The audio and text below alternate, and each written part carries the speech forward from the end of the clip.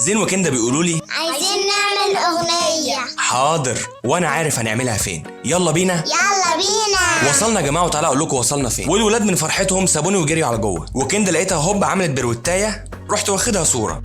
ودخلنا لقينا الفنان ديمو شغال على مزيكا، وزين وكندا كانوا بيرقصوا عليها. قلت ارقص معاهم انا كمان. وهنا بدأنا مرحلة التسجيل مع كندا، والصراحة ديمو تعب معانا جدا، بس هو عشان فنان استحملنا. شكرا يا فنان. كندا خلصت وقالت عايز انام شوية، وجه دور زين يسجل الكلام بتاعه. وزين من الواضح كان مبسوط قوي وهو بيغني علشان هجيب له البلاي ستيشن. صدق نفسه وبيقول لي يلا يا بابا هات. وبعد ما خلصنا يا جماعة وانا كمان سجلت، جه وقت نسمع الأغنية. يا نعم تعالى ده في بلاوي.